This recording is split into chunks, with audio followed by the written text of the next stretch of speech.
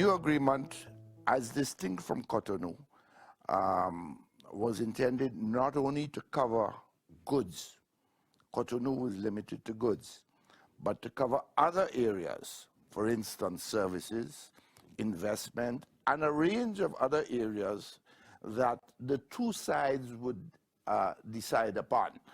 And this, in the end, brought in things like competition policy and so on, government procurement insofar as transparency is concerned, and a number of other areas. And that is the fundamental difference. Now, in terms of market access, that was broadened under the EPA, as distinct from in the Cotonou Agreement. The special nature of the EPA itself required a very unique negotiating and technical process. At one stage, it seemed that others were outpacing the CARIFORUM region. But in the end, what emerged was a comprehensive agreement unlike anything else.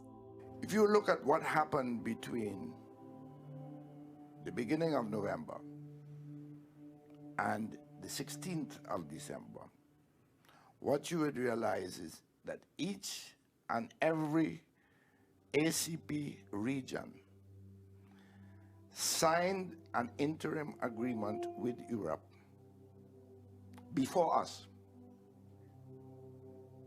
In that queue, we were the last to sign an agreement in 2007.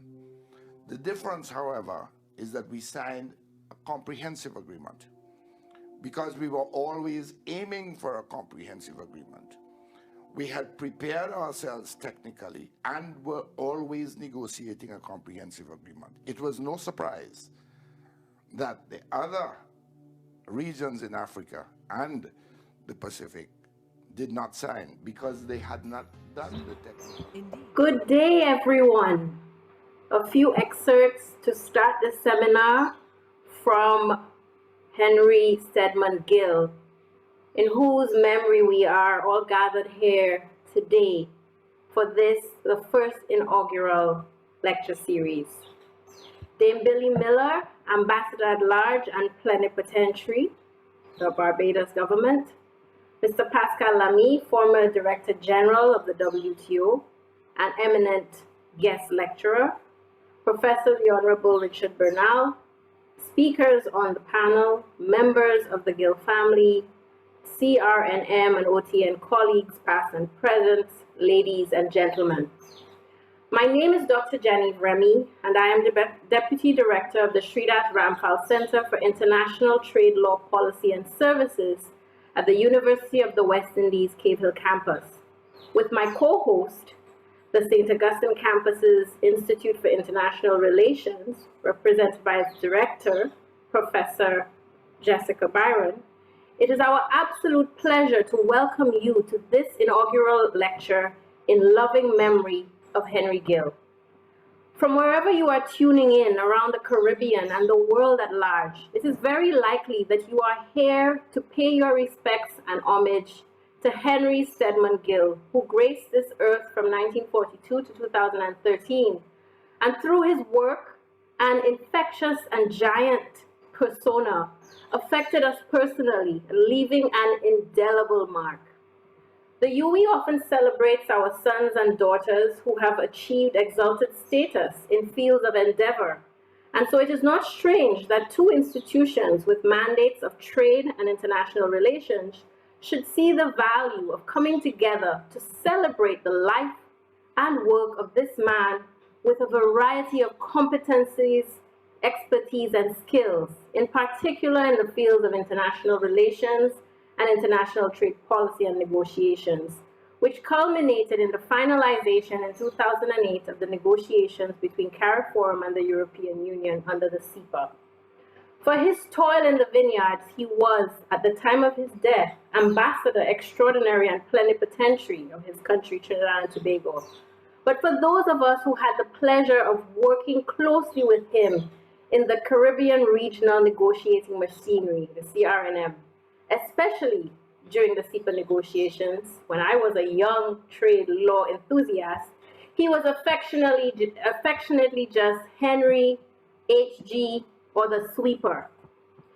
And it is the former CRN colleagues to whom thanks must be given for conceptualizing this first lecture, which despite some fits and starts, has now materialized into this event that COVID and Zoom technology have made possible.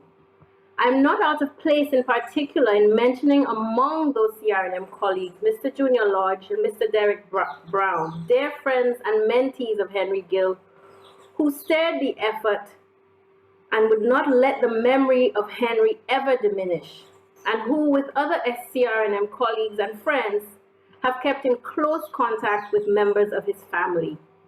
On the margins of and peppered throughout this event, you will hear from some of these persons who knew Henry well and worked with him. Ambassador Richard Bernal, Dame Billy Miller, his daughter Cherise, and his colleague and dear friend Peter Gonzalez. Through brief remarks, they will bless his memory. But these are all side events to the main act, which will be a guest lecture delivered by Mr. Pascal Lamy, former EU Trade Commissioner and then WTO Director General, who would have encountered Henry and will no doubt do justice to the topic, DDA negotiations 20 years on, reflections on trade and development, a topic that would have delighted Henry and piqued his interest to no end. This is the first event of what we hope to capitalize on and jumpstart a process for publishing Henry Gill's academic work on a SRC website, and further to use this lecture to stir trade policy analysis in stimulating debate on Caribbean economic development. So welcome one, welcome all. Before we move to the programming, I would like to pass the mic to the director of my co-hosting institution, Professor Jessica Byron, to offer her own welcoming remarks. The floor is yours, Professor. Thank you very much, Madam Chair. Dame Billy Miller, Ambassador Pascal Lamy, our esteemed keynote speaker, Professor Richard Bernal and other panelists, members of the Gill family, and members of the former Caribbean Regional Negotiating Machinery and the CARICOM Office of Trade Negotiations, ladies and gentlemen, it gives me great pleasure to bring greetings to all of you from the UWI's Institute of International Relations at the St. Augustine campus. The IIR, as we call ourselves, we're very happy and proud to join with the Sridhar Ramphal Center at UWI Cave Hill in hosting this event in memory of Ambassador Henry Gill. We applaud his former friends and colleagues from the CRNM for having taken the initiative to organize today's proceedings. It is a fitting memorial to a brilliant professional who contributed so much to the Caribbean in the area of political economy expertise and trade diplomacy. Ambassador Lamy, it is a great honor to welcome you here. Thank you so much for so graciously agreeing to address us today. I cannot think of a more fitting tribute to Henry Gill than to have your reflections on the Doha Development Agenda negotiations and on trade and development. We are honored also to welcome Henry's family, and we look forward to hearing from you later in the program.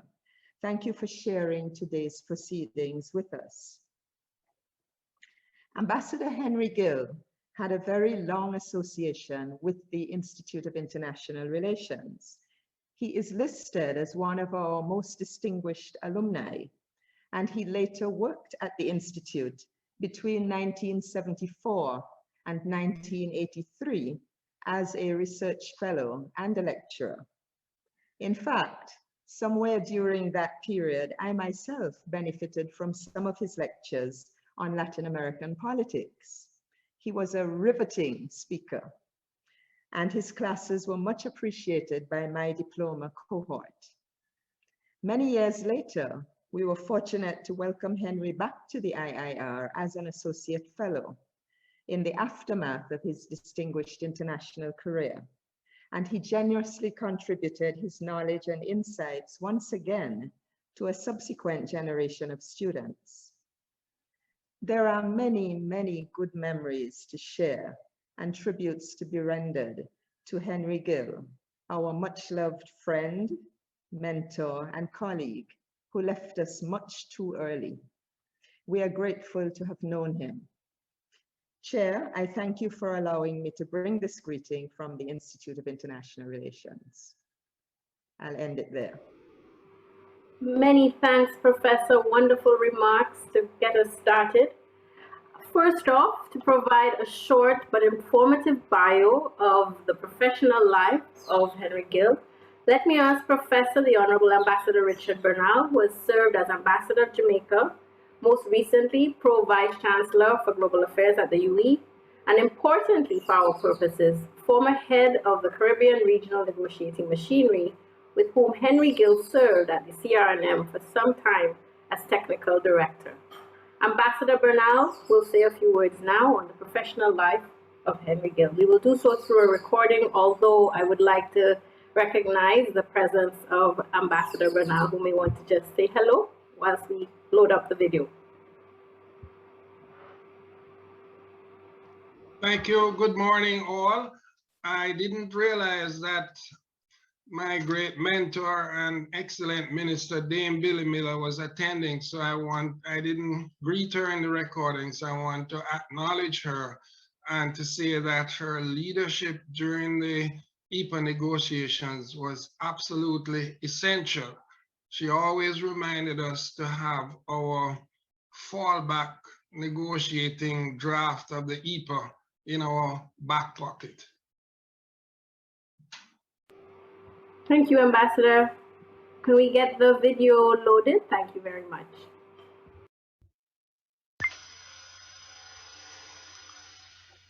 Chairperson, former Director General of the WTO, Pascal Lamy, speakers on the panel, members of the Gill family, former colleagues from the CRNM, ladies and gentlemen. I'm very pleased to be invited to make a brief comment about the professional life of my late friend and colleague, Henry Gill. Henry Gill, Trinidadian by birth, did his first degree at the National University of Ireland. On leaving there, he went to the Institute for International Relations at the University of the West Indies in St. Augustine, where he completed a certificate in international relations. On completing that, he went to the Graduate Institute of International Studies in Geneva, where he did his doctoral studies.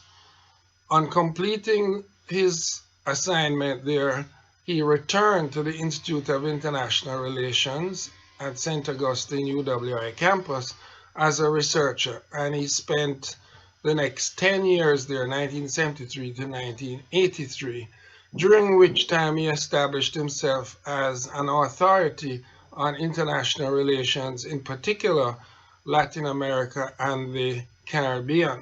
In 1983, he joined the Latin American Integration System, commonly known as SAILA, based in Caracas. He worked there for the next 10 years, rising to the position of Deputy Secretary General, and on completing his assignment, he was presented with the Order of the Liberator by the President of Venezuela. The next period of his life was devoted to being a consultant, and he consulted for international organizations, regional organizations, governments, and private sector organizations in Africa, Latin America, and the Caribbean. In 2001, he joined the Caribbean Regional Negotiating Machinery.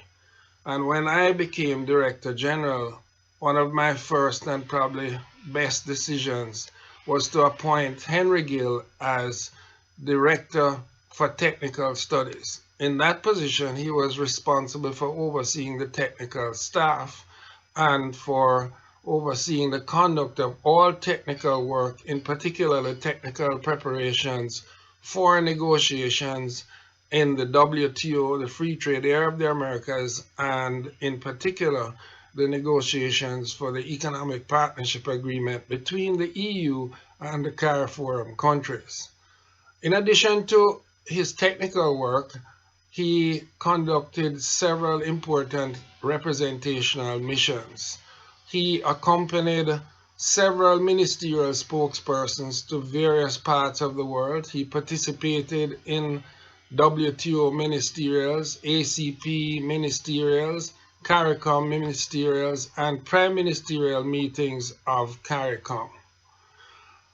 He was the consummate professional. He had an enormous work ethic, a very engaging personality, and leadership qualities in nurturing and guiding some brilliant and idiosyncratic members of the technical staff of the Caribbean Regional Negotiating Machinery. He and I worked very closely. We never had any personal disagreements. We always managed to find consensus, and he was a critical advisor to me during that process. On my leaving that post, I recommended, and he was appointed Director General and served as Director General for the CRNM for a year, and then demitted office to resume his career as a consultant. During his long career, he published over 40 scholarly publications in journals and book chapters, and established himself as a person given to wise counsel.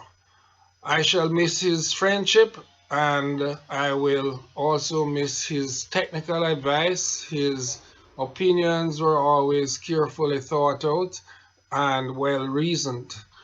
We today pay tribute to an outstanding Caribbean person who made a contribution which goes far beyond the Caribbean. As a personal note, I well remember that at my instigation, the staff meetings were held over meals. And whenever I invited Henry to dinner, he always said, "I'm not hungry, but I could eat," but ended up being the person who was the last person to finish. And it was a further indication of the kind of camaraderie that he developed with all of us. Thank you. Many thanks, Ambassador, for those warm remarks.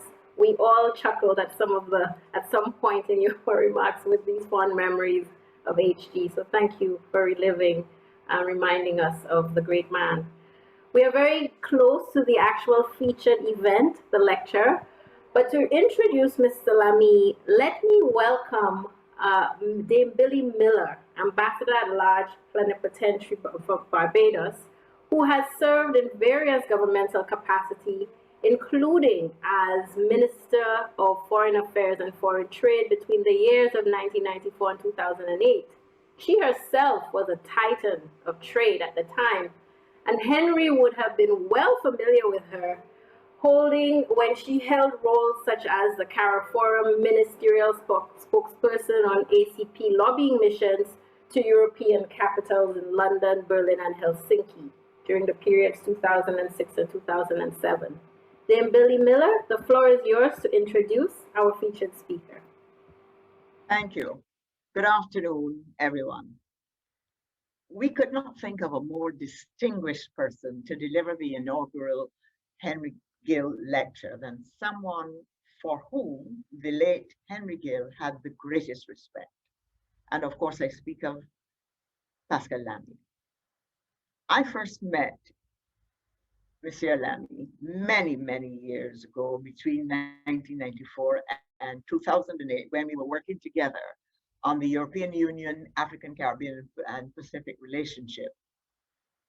I soon discovered that our region had a champion and an advocate.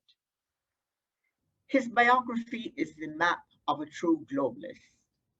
He was an advisor to Jacques Delors, Economics and Finance Minister of France. He also advised the Prime Minister of France. And when Monsieur Delors became president of the European Commission in 1984, He appointed Monsieur Lamy his chef de cabinet. In 1999, Mr. Lamy became the European Commissioner for Trade. He helped to launch the World Trade Organization Doha Round, and we're not going to forget that.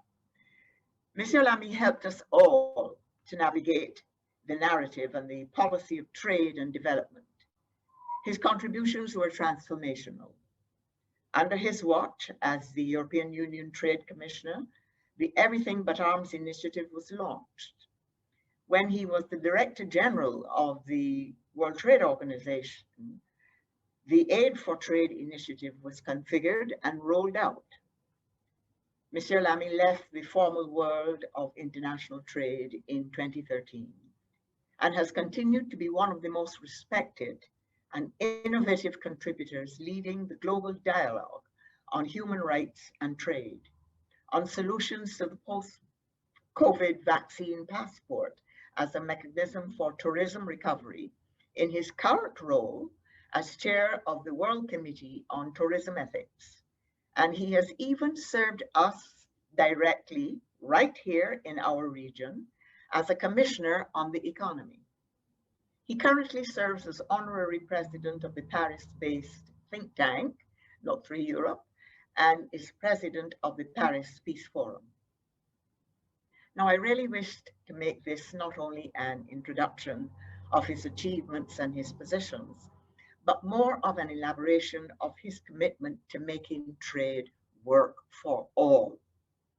In fact, I consider Pascal Lamy as an honorary Caribbean citizen. He has consistently carried the banner for prioritizing the views and needs of SIDS and small vulnerable economies in the global arena. On his watch at the WTO, the Small Economies Work Program matured into a concrete platform for negotiation and sensitization for the rest of the world on special and differential treatment for small countries, which was so necessary. During the economic crash of 2008, Pascal Lamy pulled international and regional financial institutions together to ensure that trade finance for the smallest among us continued to flow. It was also under his watch that the trade facilitation negotiations ushered in a new way of looking at the special and differential treatment through specifically linking commitments under WTO agreements to aid for trade capacity building. Pascal Lamy has always heeded the call of the Caribbean and respected us as equal partners. In fact, it was thanks to him that the Caribbean had its first senior position at the WTO, working with him in his cabinet. Today, I am delighted that we are welcoming you to Barbados. Our hope was that you would have been here in person, and I know you would have brought your swimsuit. I am certain that I speak for Prime Minister Mia Amu-Mottley when I say that the invitation will always be open to you to host you on our shores. We look forward with great expectations to hear what you will teach today. Indeed, you always teach us a new way of looking at the world of trade and development. Pascal, dear friend, I bid you welcome. Thank you. Thanks very much. I hope you can hear me fine. Does it work? Good. Yes. You can see me smiling after these kind words of introduction. Let me first thank the organizers for having taken this initiative and having honored me with this inaugural memorial lecture in the memory of Ambassador Gill. The reason why I'm smiling is not because he left us some time ago. I would be among those who were very sad about this, but I'm smiling because I see so many old friends around this virtual table. Now, I know it's virtual. I would have loved to hug you, to shake hands with you, and don't ask me whom I would have hugged and whom I would have shaken hands with. I would have loved to do that. Unfortunately, we are still in COVID times, so we have to do this virtually. And I'm thankful to Dame Miller, Billy, my friend, to have so warmly introduced me to the point, which I did not expect, of making me a honorary Caribbean citizen. I mean, I'm very proud of this. And that will in itself be for me a good prize for this occasion. Let me also thank Richard for what he said about Ambassador Gill. I knew part of his resume given the time I spent working with him. And this is why, together with the University of West Indies, with Junior, with Jean-Yves, with Jessica, we've chosen for these few remarks a theme which was extremely dear to the heart of Henry, but which is also central to, as Richard said, his own experience, which is this complex relationship between trade and development, looking back to the old times, and also looking forward, because as Billy just said, I am in many ways retired, but I'm not retired to the notion that I still can have to marginally improve this planet, which is not doing that well. And this is true for many regions. So please be convinced that, and I'll finish on that, the few remarks in showing that this region is still very dear to my heart for many, many reasons. Now, on the topic of tonight, which I hope will be followed by some bit of discussion, I'll make roughly 3 points. The first one is looking back at the old world of trade. In many ways, the world where at the time we, Richard, Billy, Henry, were working. I will then look at the new world of trade, which in my view is quite different from the one I call old, for a number of reasons which have consequences on this crucial relationship between trade and development.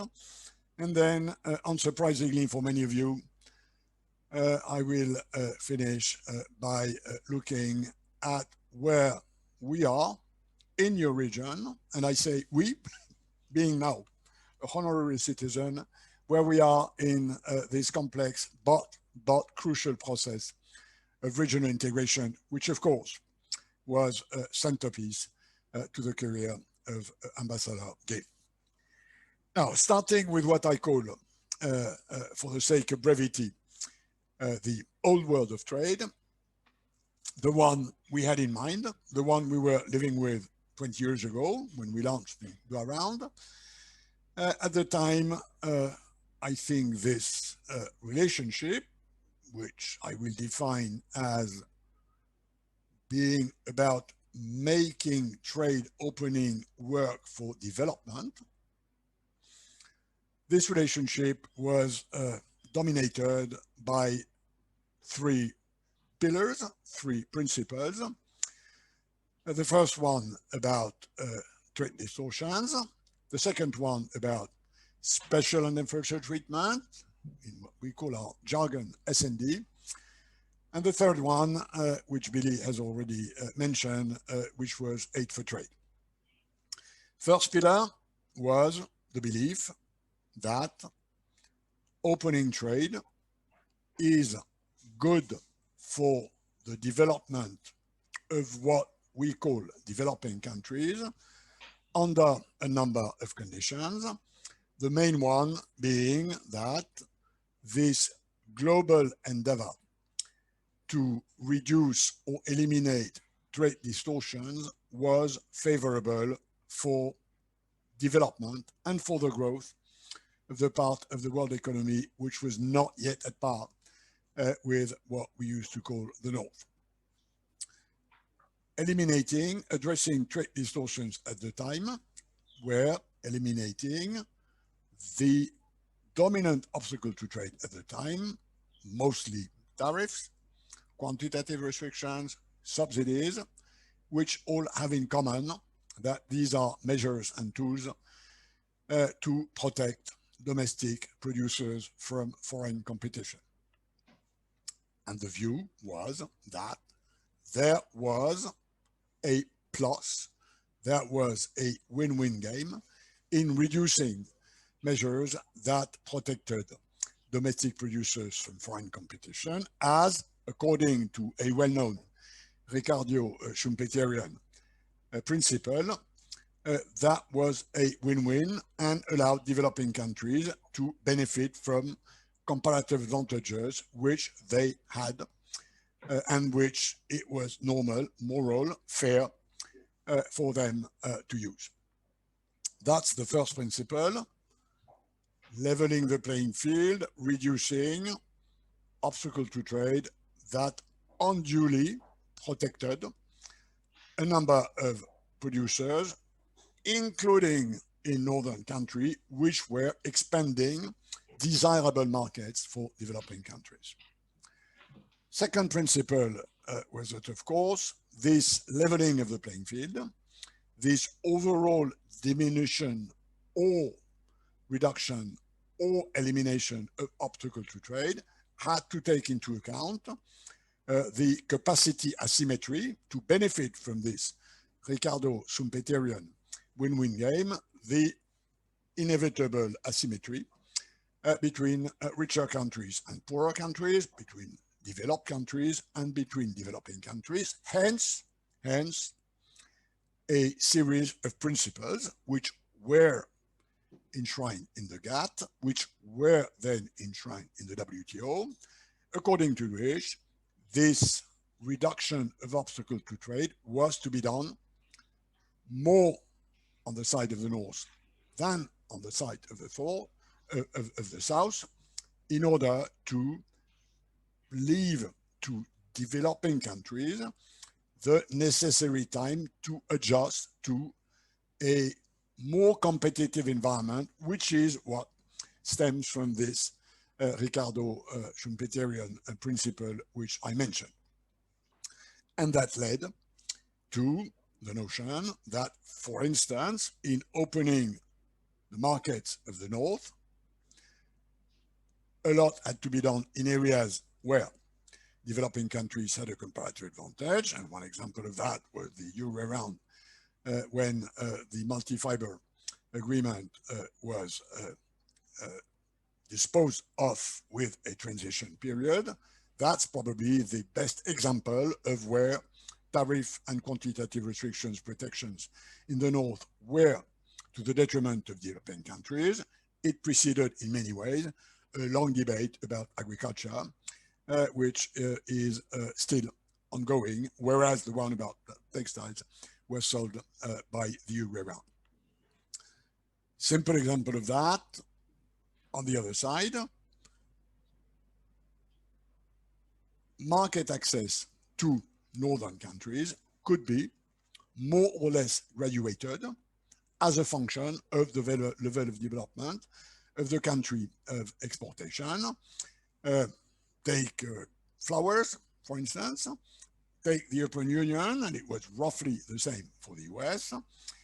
The European Union could, according to this S&D principle, have a zero tariff for flowers exported from Rwanda, have a 15% tariff for flowers exported from Costa Rica, because Costa Rica is less developed than Rwanda, but 25% from flowers from Israel, because Israel is more developed than Costa Rica. So we had a sort of reasonably simple way of inserting special and differential treatment so that the comparative advantage which a number of developing countries had in certain production would be properly leveraged. That principle was a fundamental one. The third principle, which I think we need to keep in mind, is aid for trade. Because of course, opening trade for developing country is a good principle, as long as they have the capacity to benefit from this trade opening. And the capacity to benefit from this trade opening means the capacity to produce and increase their comparative advantage where they have one in order to accelerate the growth of their economy. I was the one who launched this initiative when I became DG of the World Trade Organization. I had been inspired in going in the direction when I was EU Trade Commissioner, and notably following the initiative which I had taken and which was accepted by the European institutions, member states and European Parliament, called Everything But Arms, which has already been mentioned. While I was happy that the European Union had taken the lead in a special differential treatment for least developed countries with importing zero tariff, zero quantitative restriction from LDCs, I soon realized that this was not enough, that a number of LDCs who had, in theory, to be beneficiaries of this, in reality were not, because of insufficient capacity to produce, hence the Aid for Trade initiative, which I had in mind at the end of my mandate, and which I put in place when I became DG of WTO. And I want to use this occasion to pay tribute to one of my deputies at the time, a lady which many of you know well, and who is still serving her country as ambassador to the UN, Valentina Guabuza, who was the one I tasked to move this Aid for Trade forward, and whom I must say did an incredibly good job in succeeding in redirecting a part of development assistance at the time towards developing countries. And my only regret in this area is that my European friends were probably the ones that embarked on this train later than others. The Nordics did it very quickly. The US did it rather quickly. China did it rather quickly. And my European friends took a bit of time before realizing that it was worth reconsidering a large part of the way they had structured their development assistance. That's the old times. That's the times when Henry Gill, and that was told to us by Richard a minute ago, this is where he crafted the EPA, the European Partnership Agreement for your region. And I think the European Partnership Agreement of 2007 is, in its complexity, in its comprehensiveness, in its measures, a very good example of a successful combination of this articulation between trade and development, which was done at the time. My point now is to move to where we are now. My point is to move to not only where we are now, but where we are going, so that we take a fresh, new look at this complex relationship between development and trade, in the way trade opening benefits the growth of developing countries and help them building comparative advantage in the modern economy.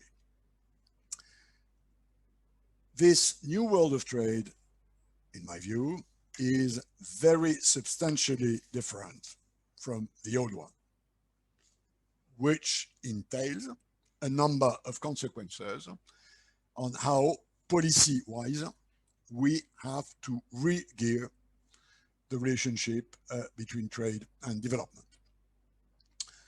The main reason why we have to relook at this with a fresh eye is that the world has changed.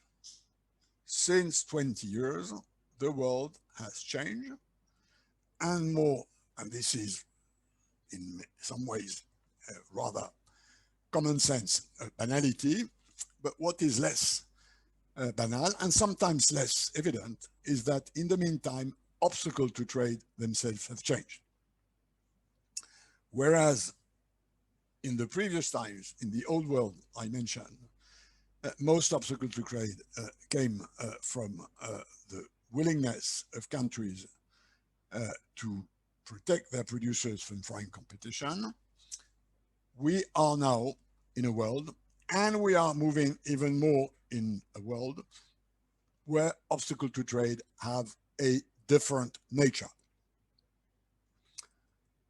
And this is what I call the shift from protection to precaution. Protectionism is when you protect your producers from foreign competition.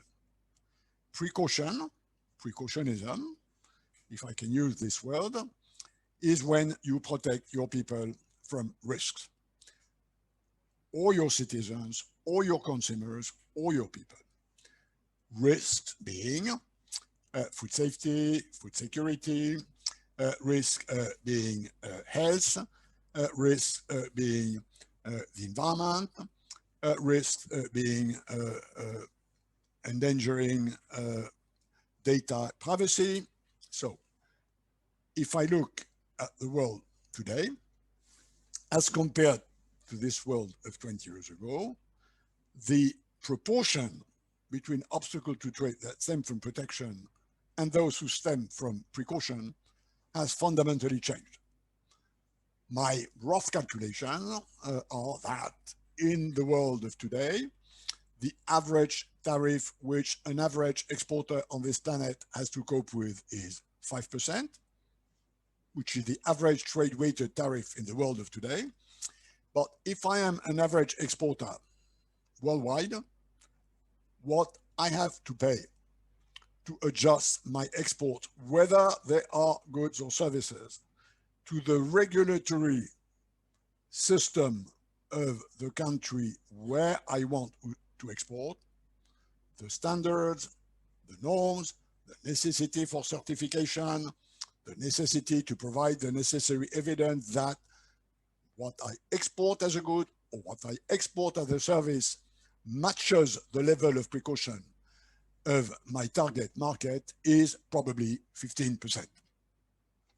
So the order of magnitude is, for the moment, I think, and this will grow in the future, 1 to 3 between the cost of previous obstacle to trade and the cost of new obstacle to trade. I think this is a reality which a large number of trade wonks, of trade theorists, of trade negotiators have not really yet grasped with, but this is what I get when I talk to people who are in the business of importing and exporting. And I could give many, many examples of that. The level of precaution is on the rise in many countries, starting with richer countries. It is a structural phenomenon that will keep growing because when people get richer, when they get older, they care more about risk than when they are poor or when they are young.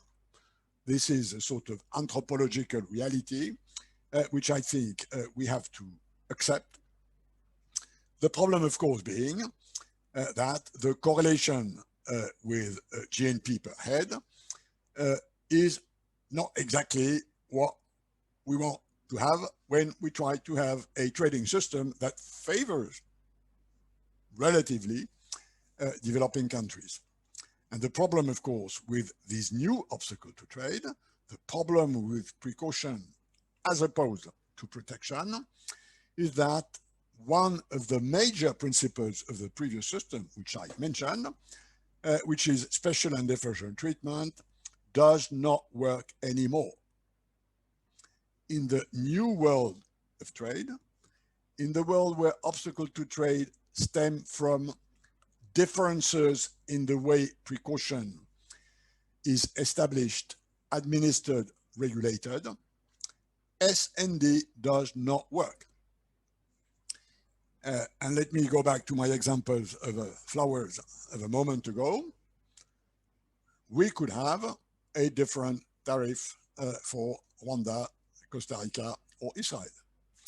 If it's about maximum pesticide residues, which is now the real obstacle to trade for flower exporters, because the EU system and the US system and the Japanese systems, which are the three markets where people are ready to pay for flowers, a big deal and with big margins. The problem being that with a zero tariff is not a problem. The problem is that you have to match different pesticide residues on the three markets with different ways of certification, with different costs of certification. And this is a real obstacle. And mind you, EU or US or Japan will not go to their parliament and say, ladies and gentlemen, we want to make trade work for development, and for this reason, we are going to relax our maximum pesticide residue for flowers coming from Rwanda, but we'll relax it a bit less for flowers coming from Costa Rica, and even a bit less for flowers coming from Israel. This will not work. The trade-off between trade and development does not work with precaution. Precaution is erga omnes. Precaution is MFN in many ways, and there is no way that this can work in order to provide the same comparative advantage as the one we had before.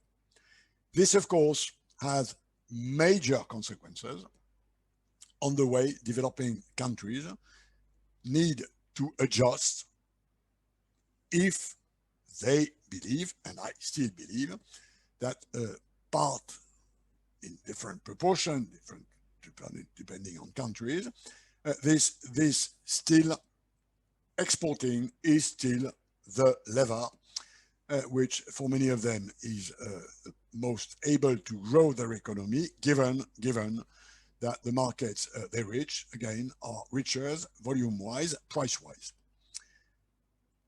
If I'm right, the new situation is a situation where developing countries, if they want to reach out to richer market, have in many ways to accept the level, the modalities, the administration of precaution as it is stated in richer countries.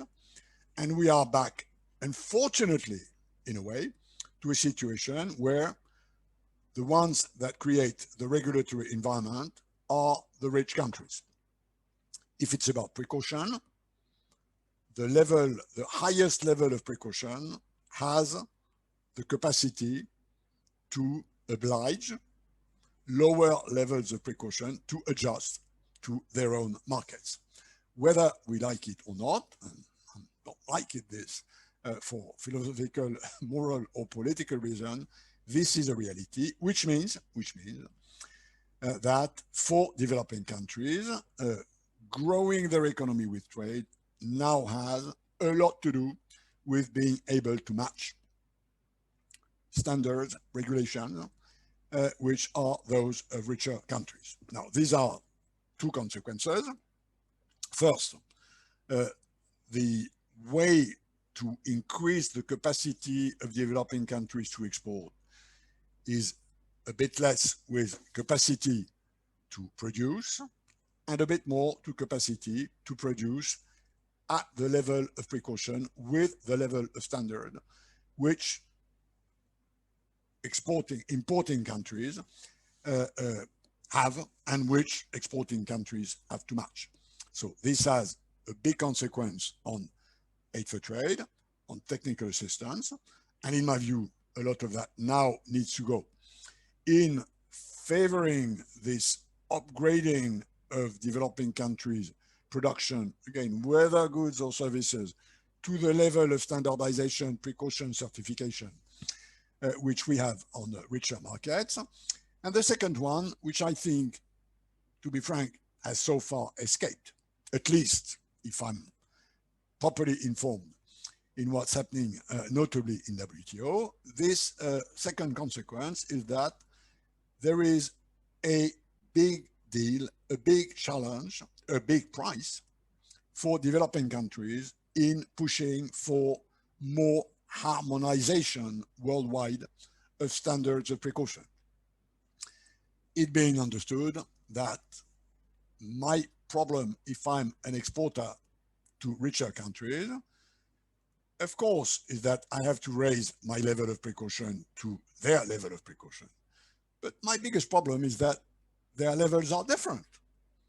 I have to segregate my production.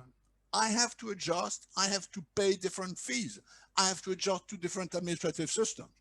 So part of the solution lies, and I would sometimes wish developing countries to push more in the direction, in asking for a level playing field between developed countries so that I can benefit from economies of scale when I export to them.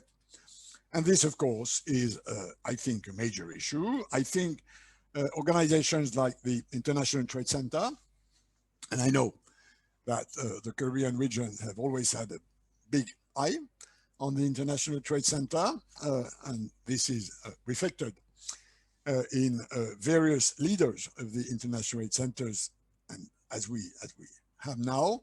I think this is one of the reasons why the International Trade Center, and I did push in this direction at the end of my mandate in WTO, was one of the first to move technical assistance into this standard adjustment, into this standard description, into this standard inventory. And I will not expand on that for the sake of brevity.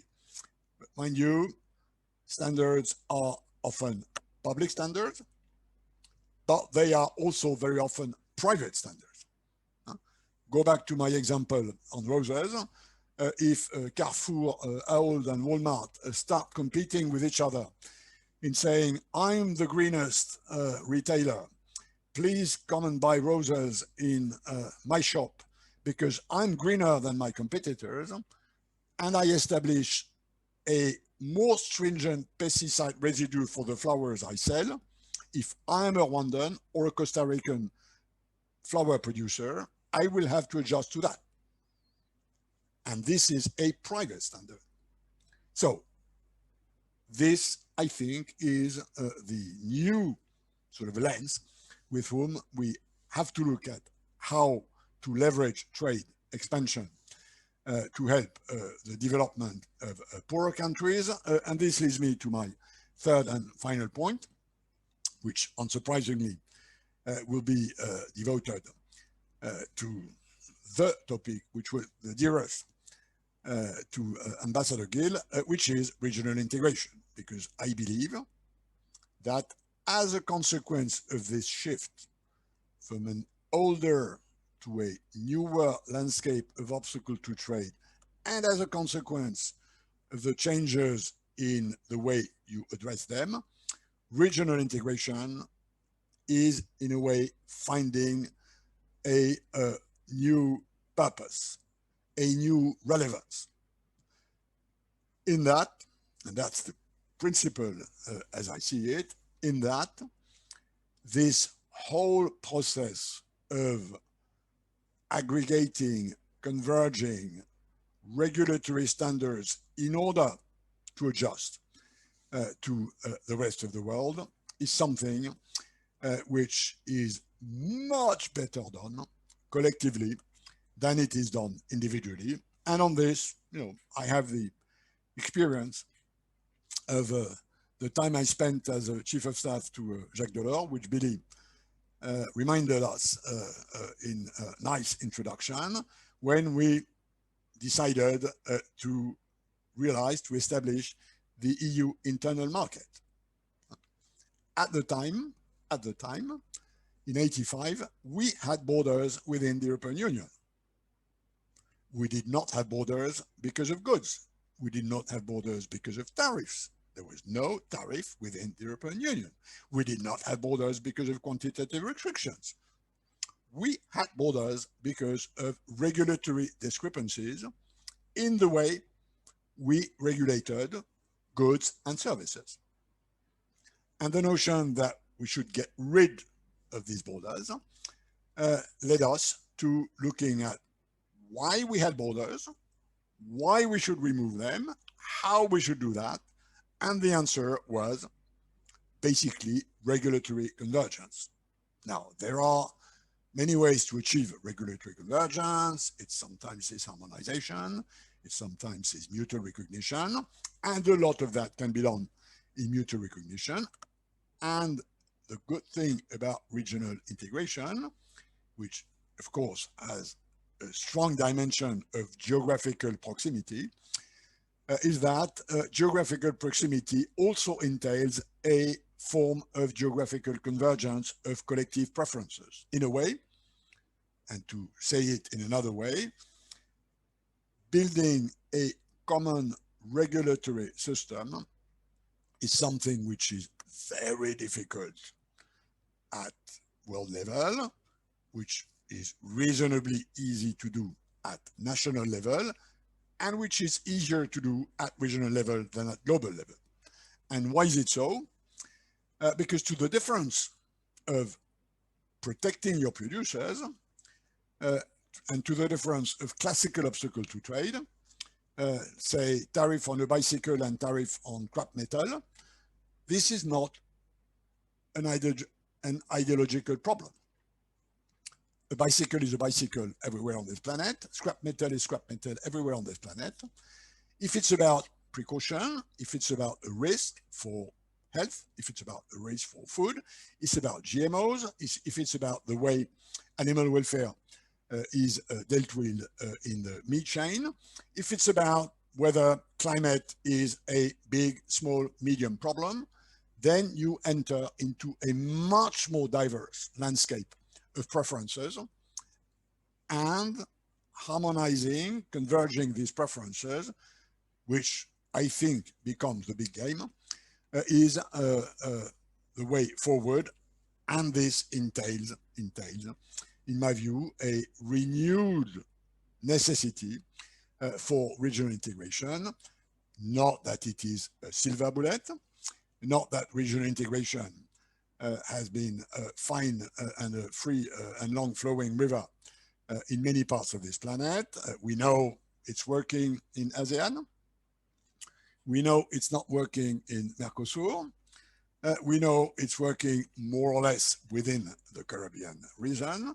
And you know that I'm one of those who always have been advocating the Caribbean region to do more rather than less, while recognizing that there are political obstacles to do that. But, and this is nearing the end of these remarks, I think that in this new world of trade, your region should re-dynamize, should re-energize the CARICOM, the Caribbean integration process, because convergence of regulatory systems is a priority to leverage trade for development. You may know, and that's my nearly final point, you may know that some time ago a commission was established on the economy of the Caribbean region, which was put under the apt chair of Ravinash Perso, and that this commission was composed of a number of old monkeys of my kind, some coming from the region, some coming from elsewhere, like, for instance, my dear friend, our dear friend, Ngozi Okonjo-Iweala, and we worked during 18 months on proposals in order to re-dynamize, to relaunch this process of economic integration within the Caribbean. The report, which was handed to the authorities, I understand, is not yet public for reasons I'm not sure I understand, but that's not my problem. This report is composed in two parts. One that has to do short term with how the region should react to the COVID crisis, with the suggestions of 12 measures, which we've crafted in order to make them subject to political decisions with no specific resources input or increase. And that's, of course, a limited range of proposals. And then the second part is about what should be done in order to reinvigorate economic integration within the region. There are, as expected, quite a large number of development on how to facilitate mobility of workers, mobility of goods, mobility of services, mobility of data in this digitalization world, which, by the way, in itself is bringing to many developing countries a comparative advantage which they did not have in the old world of trade. So the bad news is that they have to cope with a lot of precaution. The good news, and there are good news, is that digitalization in many ways shrinks the obstacle of distance, which was a cost, and especially for economies like yours, which are small economies spread over a large geographical zone, although the Caribbean is still more concentrated than the Pacific, where this problem has huge dimensions.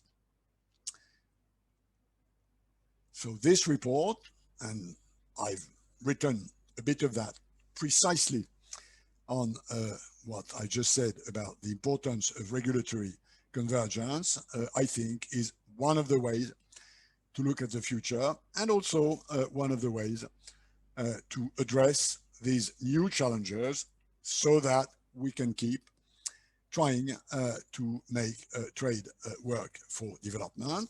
I still think this is a big issue. I still think this needs to be done.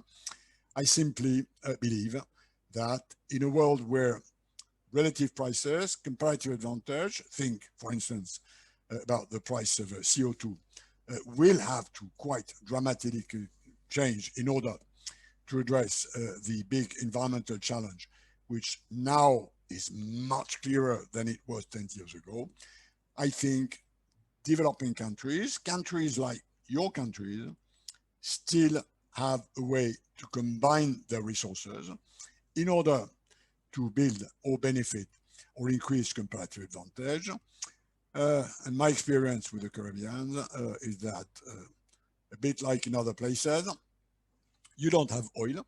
You don't have oil. You don't have many of what has been the richness of part of this planet for the last century, but you have sun, you have wind, and top of everything, you have brains.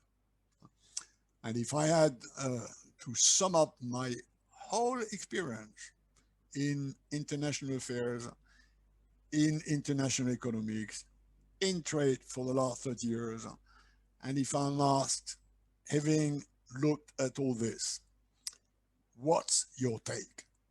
What should a country do to improve its economy in the modern world? I would say, and you've already heard me saying this a long time ago, I would say, and I keep saying this, the most important investment is in brain juice. This is a resource which you are not short of in the Caribbean. This is an area where you still have a comparative advantage. Please keep building on this, and thanks for your attention.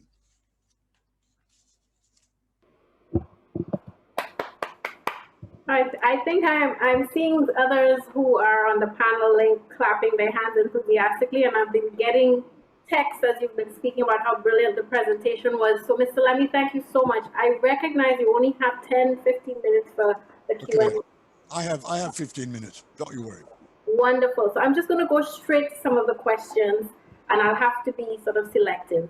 The first question was from Matthew Wilson, who I know you are very familiar with. And his question is, 25 years ago, Caribbean integration was this innovative experience. And today it's being seen as less than ideal. Under quite some attack in the media now, where is regional integration? He's asking you for top 3 recommendations for revitalization of integration in the Caribbean, thinking also of what's happening with the AFCFTA, which is the new kid on the block. So that's one question. I'll just look for a few others, and then if you prefer that method. A second question we got was from Ms. Therese Turner-Jones. She asked whether precaution, since your argument is precaution is the new NTB, we can also see it not just in goods, but we're seeing increasing standards being applied by OECD and even the EU, imposing these harmful tax policies for the Caribbean. How discouraging, she says. Is there a way you think this can be challenged under the WTO rules? I'm going to pick another one, this time from Ambassador Federico Coelho Camilo. And he's asking, since DDA was launched in 2001, the EU has negotiated the largest network of EPAs and association agreements of any WTO member. He wants your thoughts on the potential role these agreements have for actually revitalizing multilateralism by engaging in a process of convergence of their rules and specific commitments. And I'll just twin that question with another one that I got, I think it was from Ramesh Shaitu, who asked, and again, I'm looking through the attendees list, and it's such a wonderful list of persons who are so close to Henry, and I'm sure you, Mr. Lemmy, so thank you all for joining. But the final question I'll put to you is, in this new world of trade, as you discussed, has the EU actually lost faith in multilateralism? For instance, it's seeking to regulate some of the tech firms through EU digital instruments like the Markets Act and the Services Act. And before that, it imposed rules on personal data protection that would have implications for companies everywhere. Do you think this is best done in the WTO instead? Just picking up also on Therese Turner-Jones's question about, the EU seems to be doing different things in its own market and in some ways turning away from multilateralism in regulation of certain types of sectors. So is this something that is problematic? Is this something that that should fall under the umbrella of the WTO? I am very conscious that I've given you 4 hard questions. So if you need to sit with it a little bit, that's fine. But if you're ready to go, Mr. Lemmy, the floor is yours. Of course I am, but I thought Richard wanted to raise a question. Am I wrong, Richard? I think I got some body language, although it's more difficult to interpret on the screen than in a room. Am I right, Richard? Yes. Go ahead, Ambassador. You have to unmute. I'll be as quick as possible. Thank you for allowing me. The impact of the phytosanitary standards on production in developing countries goes beyond the inhibitions to exports. It is even destroying the domestic market because consumers are beginning to adopt those standards and no longer willing to purchase certain locally produced goods. The process is even more intrusive. There are some products that are exported from Jamaica to the US, which can only be exported in factories certified by teams from the US government. In addition, the US government is pressuring Jamaica to spray certain products, and that, of course, would destroy the groundwater and pollute.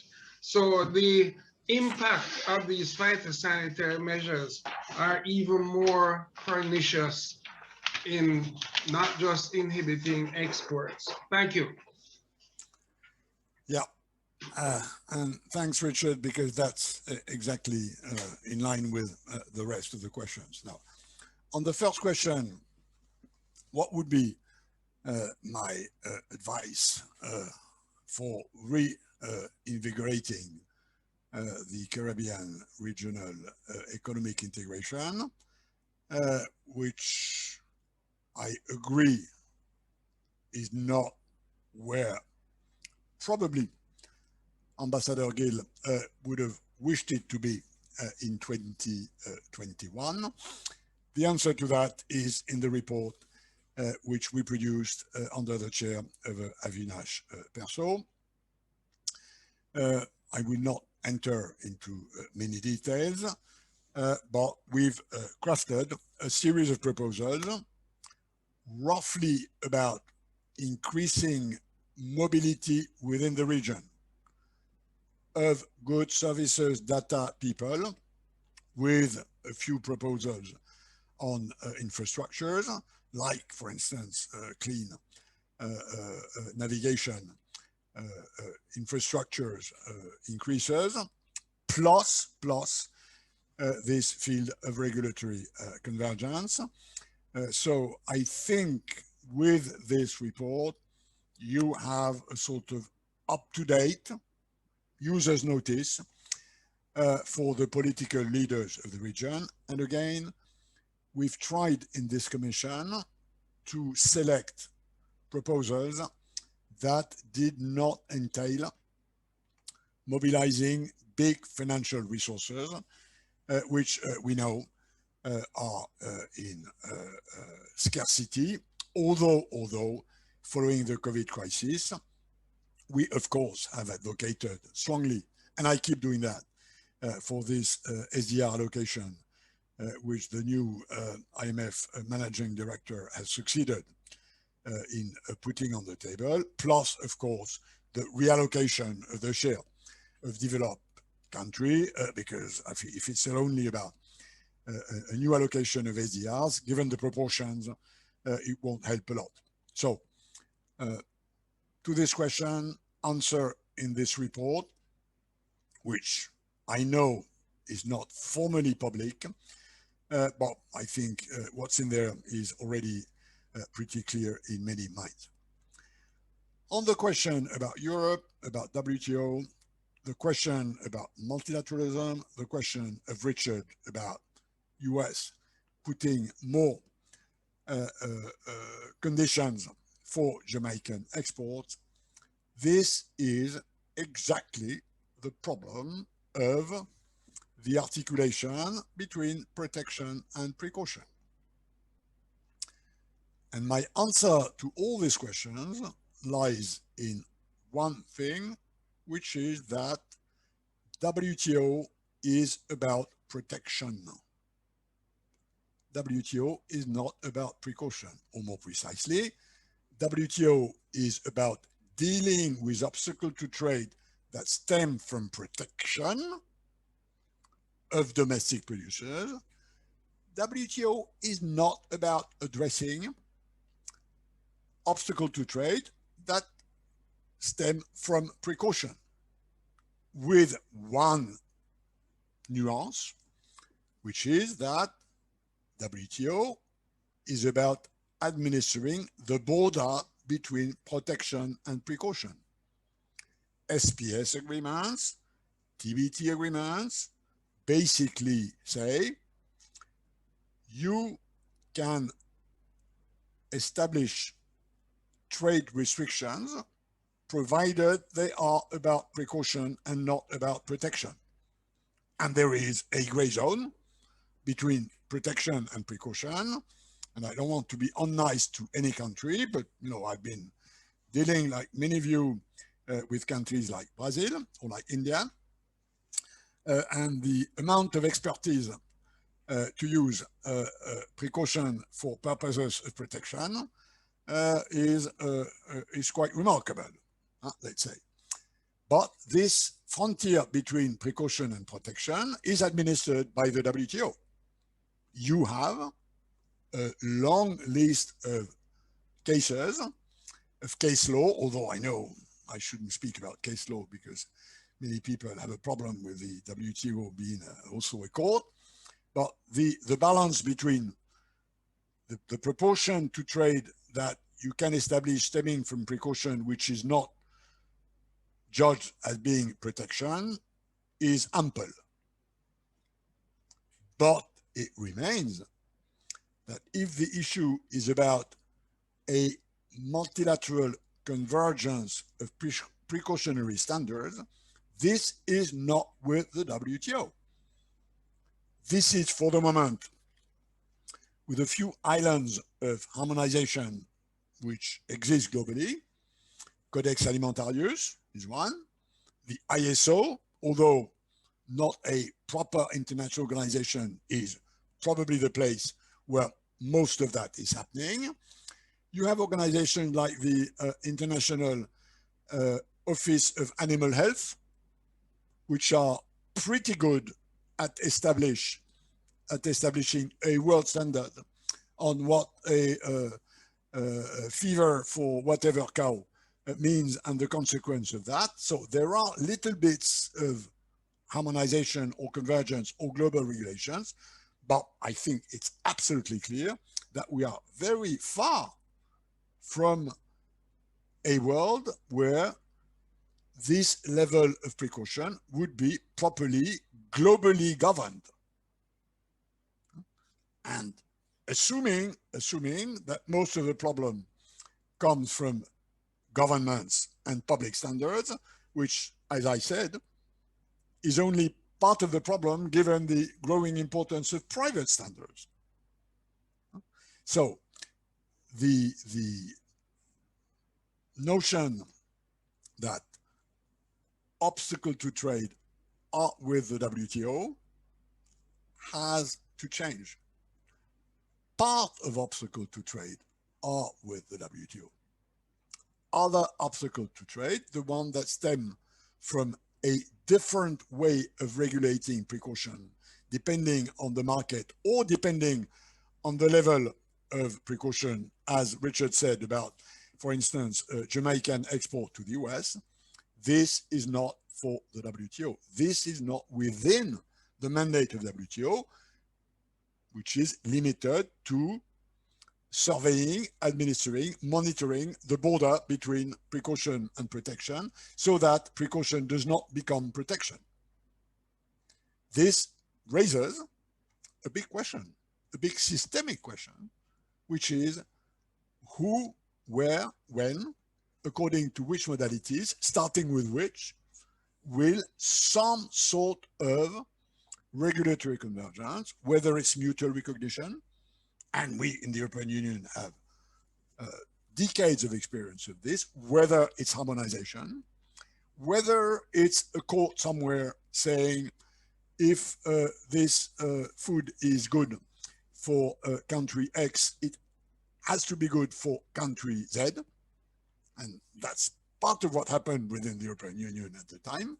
But this notion that, again, in order for developing countries to benefit from trade, they have to grow a comparative advantage, which they could have in a world where the problem was protection, which is diminishing in a world where the problem will be precaution, unless they themselves decide to cope with this problem. And to be frank, my friends, if I was the leader of the developing countries group in the WTO, I would ask this issue to be put first and front line in the work agenda of the WTO. Examining this, looking how it works, recognizing that contrary to what many trade economists have been saying for a long time, non-trade measures are not, for most of them, there to replace trade measures which have been disposed of. And I don't like this. I don't like this non-tariff measures vocabulary, because it, in a way, it implies that non-tariff measures are there because they replace old tariff measures which were disposed of. There is, of course, a bit of that in this sensitive border between precaution and protection, but this is not the case for most of them. And I don't like this notion of non-tariff measures, although this is a standard sort of economic academic vocabulary. The reality is that precaution is rising, is expanding, is diversifying. This will not stop. This is not driven by a desire to protect producers, but by a desire to protect consumers. And in democracies, consumers have a big thing to say, which explains why these systems are moving. So there is a sort of shift, in my view, that needs to take place. I'm sure that EU is sort of absolutely aware that under the pressure of public opinion, they will be protecting more the environment. Under the pressure of public opinion, they will protect more data privacy. EU knows full well that this has consequences for the economic respiration of the EU with the rest of the world. But they, as I understand it, and as far as I know, they've not themselves started tackling this problem. They probably believe, no, that this is mostly in the hands of developing countries and that they have to make the case, which I think they do have, in order to make this issue more central into the global trade agenda. Thank you so much, Mr.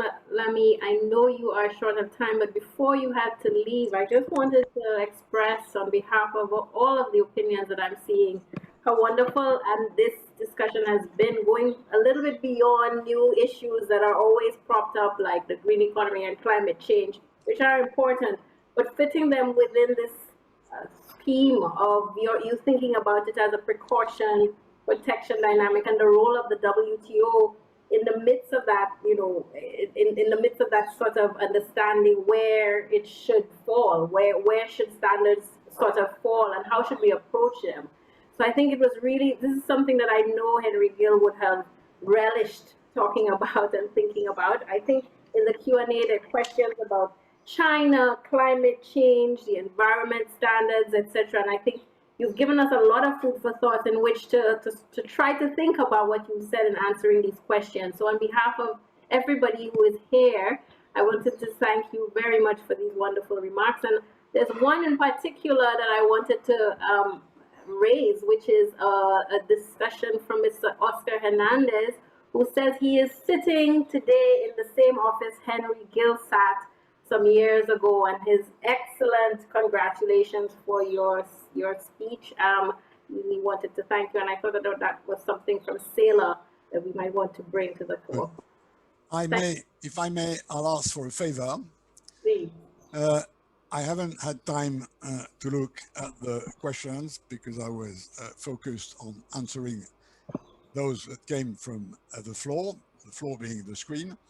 So before the Q&A which appeared disappears, can you make sure you have them stored somewhere?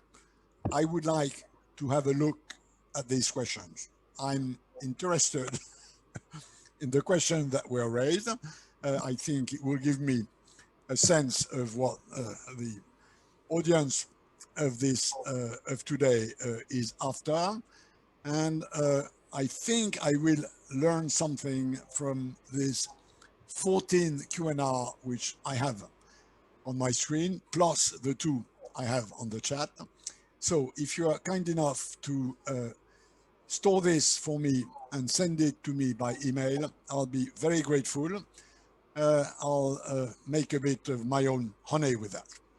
Thanks again for your attention. And of course, now that I'm a honorary Caribbean citizen, my desire to go and spend some good time in one of these great islands with one of these very nice rum drinks is even more pressing than before. So looking forward to that. Sure, excellent. We welcome you back. to give the second lecture, but I'm kidding. But this was a wonderful way to start it off. Shri Babu Servan Singh, also so many wonderful friends, part of the ACP. We just wanted to make mention of them, and thank you again, Mr. Lamy. We will transfer the questions to you. Just confirm that we can do that. And if you wanted to give any answers to these questions to the individuals who asked them, we can facilitate that as well. So Okay, we'll do that. Bye, excellent. folks, and great to have been with you today. And regards to the family of late Ambassador Gill, which the memory of which we've celebrated today. I think it deserved it. Bye, folks. Wonderful. Thank Bye. you, Mr. Lamy. Bye-bye. Thank you. And I will transition very quickly to Cherise Gill, the daughter, I think the second daughter of Henry Gill, who will just provide some brief remarks on the family's behalf. If whoever can stay, I see people, we're upwards of 120 people still on the call. So Cherise, we'd love to hear from you on behalf of the family. Okay, I have to leave you, and I bless you, Cherise, and I can see your mother. So my blessings are with you. Thank you. Thank you so Bye. much. Bye-bye. Bye. I know we're now out of time, so I'll keep it brief. This was very moving, deeply touching. Thank you. Anton, Anton can be here today, and Natasha's online, but on behalf of all of us, thank you for taking the time to organize this. It's not lost in my consciousness that you were in a pandemic and we're all leading very busy lives. And for several years, I know Junior and Derek, you have been, adamant about hosting this series, and it's just beautiful to see it come together. So I want to particularly thank the two of you for your grit, one of Dad's favorite words, to put this event together, and for everyone else who has shared beautiful words and supported this event and coming together. I know it took a team, I can see it. So thank you, Peter as well, Jan, everyone. I want to just quickly say a few words about who Dad was as a person, because in remembering someone's legacy, I think it's absolutely important to remember their professional contribution as well as the personhood, because it's the person that Henry Gill was that makes his work shine so bright. If he wasn't the person that he was, we probably wouldn't have pushed so hard to have this. Dan was a very complex analytical thinker, but I admired that he admired simplicity too. And it came in how much he appreciated nature. He loved mountains, he loved the ocean. And I think deep down, he was a bit of an environmentalist in that way. He was a master of his trade with a very strong work ethic, but he was also a master shit talker. I think we all appreciated, the balance he brought at the end of a hard day's work. Dad described himself to me as a regional integrationist once, and he really embodied what it was to be a Caribbean man. He was also very adamant of exposing us to international cultures and in food, in music in particular. I remember the battle in Gill household when I was about 15 between soca and dub, and basically him saying, no, like listen to some Yo-Yo Ma for a change, Now as an adult, I appreciate that he made us appreciate what every single culture has to offer. And I think that's very important in a world where we're all uniquely different. Dad was very fearless. He pushed limits. I think his one fear was losing a member of his family, like anything happening to his loved ones. He was a very protective person when it came to the family. And I saw that in how reliable he was.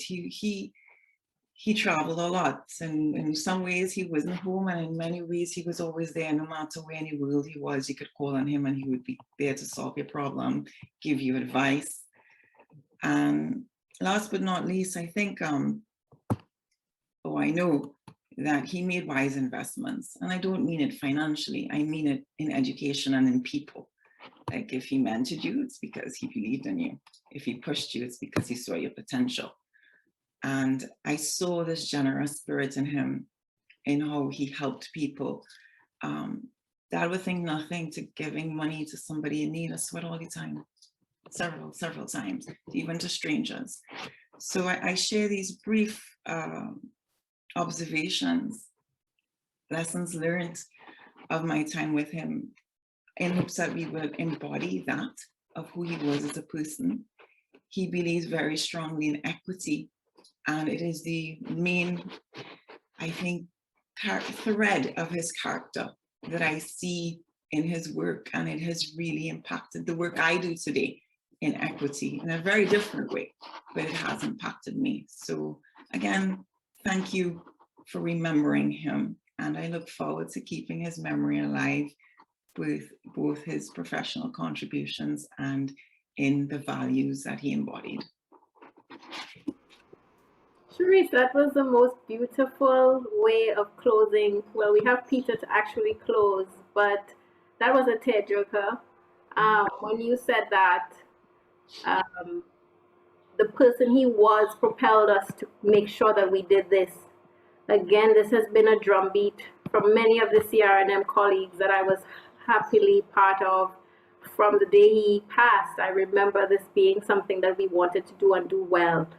And so just to live up to his sense of perfection, as you said, he was one of the simplest in terms of the style, and he introduced us all as a cult to the Apple. Yes! See with our family. The granddad in fashion, if you would will. But the simplicity of the instrument.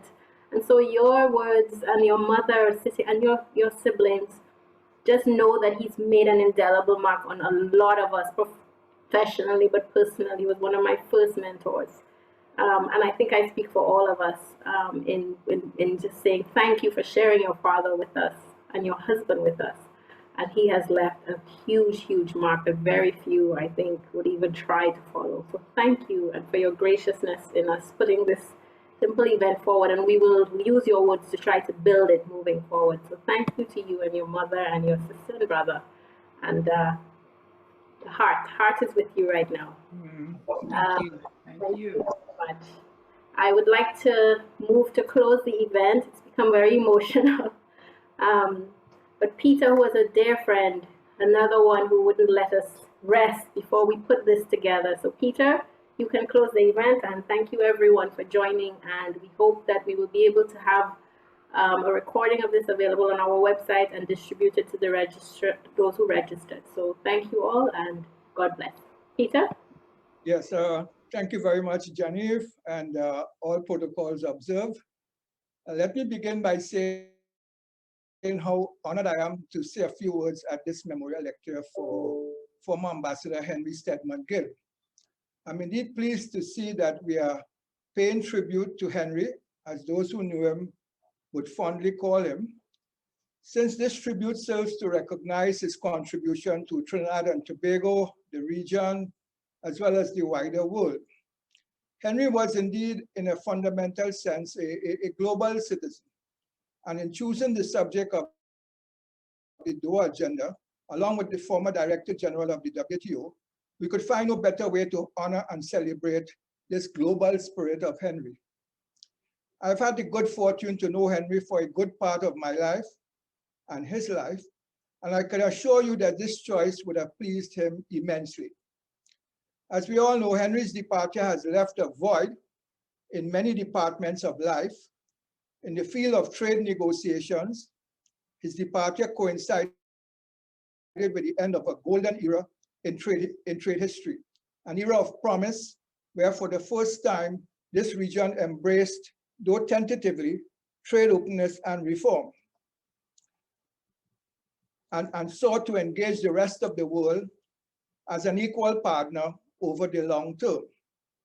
Henry embraced that vision and devoted his energies to see it come to fruition. As in all things in life,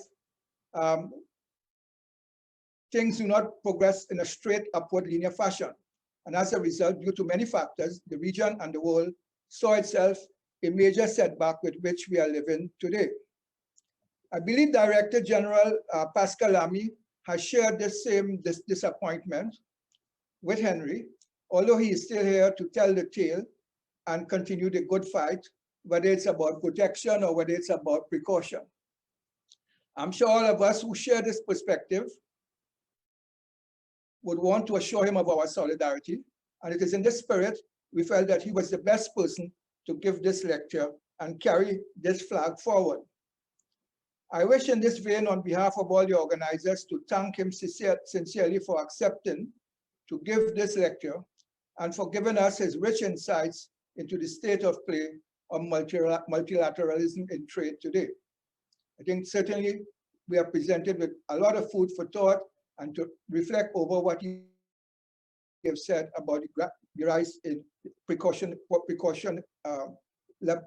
levels of trade in the world today. I also wish to say how glad I am that Henry's family, Mrs. Shirley Gale and the children, Anton, though he may not be here, Natasha and Cherise, they all willingly consented to and participated in this lecture. Many thanks to all of them. Henry's life covered several domains in teaching and research and international and regional organization. His legacy is deep as well as broad.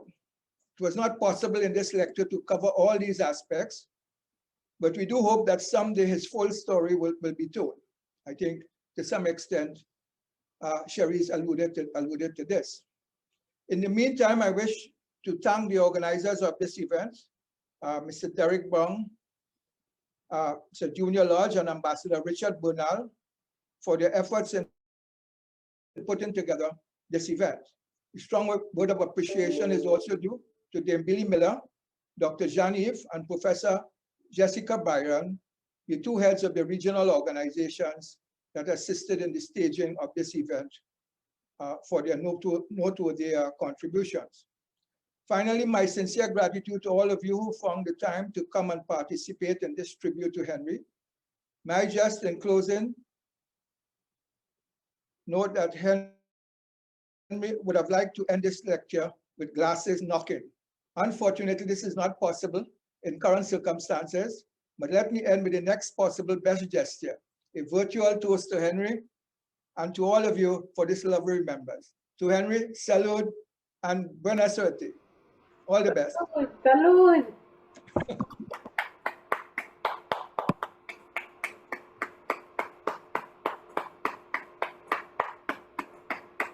Well done. Thank you, Peter. Thank you, everyone. I think is vitally important for Caribbean business to do is to speak to their own government. Why? Because that will start setting the ball rolling as to how we monitor implementation, get involved in doing things with regard to ensuring that this agreement really works for everybody. We're right at the beginning. We've finished writing it, we've finished signing it, we've entered it into force. Now the important thing is to implement it properly, and that's what I'm looking forward to.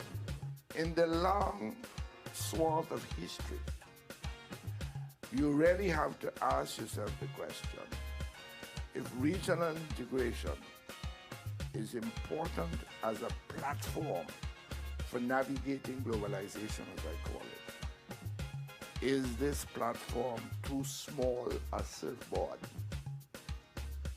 Or do you want something bigger, more stable? Something that somebody could see on a radar screen, okay?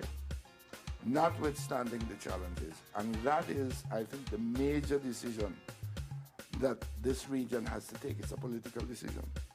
I think that governments should keep alive the notion of tremendous opportunity available to us as a result of this agreement. Not only in terms of exports, but also in terms of pulling investment, and not just from Europe, from everywhere. In other words, we should be waving the EPA flag.